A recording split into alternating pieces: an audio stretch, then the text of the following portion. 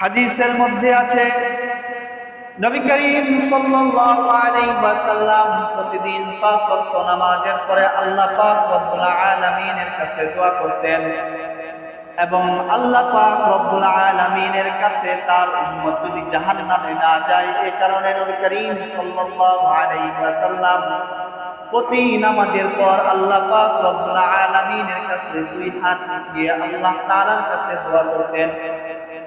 আল্লাহ পাক রব্বুল আলামিন যখন এই অবস্থা দেখলেন যে নবী করিম সাল্লাল্লাহু আলাইহি ওয়াসাল্লাম সর্ব অবস্থায় উম্মতের কথা চিন্তা করেন, আল্লাহ পাক রব্বুল আলামিন জিবরাইল আমিনকে পাঠাইলেন যে তুমি যাও আমার হাবিবের কাছে তুমি শুনে আসো যে তার উম্মতের জন্য তিনি কি চায়।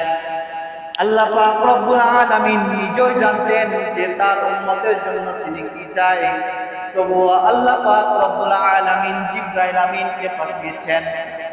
জিবরাইল আমিনকে যখন আল্লাহ পাক রব্বুল আলামিন নবী করিম সাল্লাল্লাহু আলাইহি ওয়াসাল্লামের কাছে পাঠিয়েছেন, নবী করিম সাল্লাল্লাহু আলাইহি ওয়াসাল্লাম জিবরাইল আমিনকে বলেছিলেন যে আমি তো দুনিয়া থেকে চলে যাব, আমার পরবর্তী উম্মতের কি অবস্থা হবে, এই জন্য প্রতি নামাজের পর আমি আমার উম্মতের জন্য দোয়া করি যাতে করে আল্লাহ পাক রব্বুল আলামিন আমার উম্মতকে জাহান্নাম না দেয়।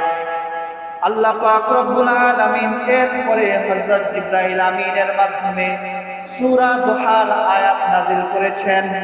আল্লাহ পাক রব্বুল আলামিন আয়াত নাযিল করে জানিয়ে দিয়েছেন ওয়ালা সাওফা ইউতিকা রাব্বুকা ফাতারদা। সুবহানাল্লাহ। আল্লাহ পাক রব্বুল আলামিন এই চিন্তা দেখে জিবরাইল আমিনের মাধ্যমে সূরা দুহার আয়াত নাযিল করেছেন ওয়ালা সাওফা ইউতিকা রাব্বুকা ফাতারদা। নিশ্চয় আপনার রব আপনার উম্মতের জন্য এমন কিছু আপনাকে জানাবেন যার কারণে আপনি সন্তুষ্ট হয়ে যাবেন। সুবহানাল্লাহ।